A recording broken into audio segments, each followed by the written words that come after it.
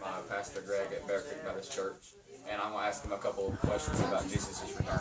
Okay, first question, we're going to hit it off. How will Jesus return? Well, the Bible tells us that there'll be a time called the rapture. And this is when those who know Christ, those who accepted Christ, will then rise to meet him in the air. And this is his return, and this is what we are to be excited about and to be looking for, that time called the rapture, the day when we look up into the sky and we see something we've never seen before, and there's Jesus waiting for us to rise to meet him. Okay. What will it be like when Jesus returns? Okay, the Bible talks about this, it's going to happen that quick. And it tells us a couple of things. It tells us that those who are dead in Christ, those who have already passed away, will be the first to go. So maybe you're standing near a cemetery that day, and all of a sudden the ground breaks open, and those who know Christ, who have died and gone on, they will at this point have bodies brought out of the ground that will be reunited with the soul that's already with Christ. The rest of us will be witnesses to this. So for us, this is a great time. We get to witness this most amazing thing. You know, maybe it happens in our lifetime, but you and I as Christians, we will see this, and then after the dead in Christ, we will rise. And it says we all just rise up to meet him in the air. But for those who are left behind, those who didn't know Christ, this is going to be scary. There'll be a lot of uncertainty. There'll be worries about what is happening. Maybe they'll have memories of things that have been told them.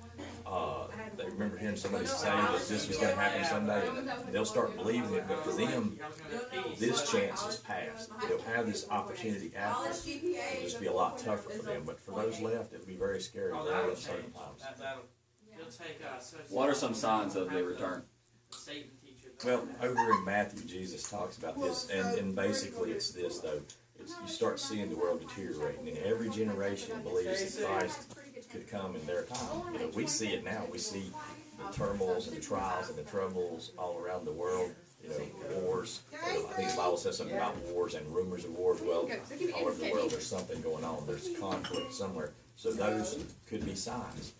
You see the godlessness that has begun to take over our nation. This was a country founded on Christian beliefs, but that's being eroded greatly as we go through time. So those are the kind of things that you'll see as signs as you begin to see again. You know, it is my belief, like those in other generations, we could be the ones to see the rapture.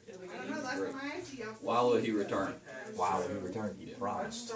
He promised us he would. All of the promises of Jesus in the Bible, and there's something like 8,000 promises from God to his people in the Bible, and all of those are true. Even the ones where he says, I will come again for you. John 14 says, I will return for you again, so that where I am, you may be also. So it's his word, and that's all we need. What will Jesus do when he returns? What will he do when he returns?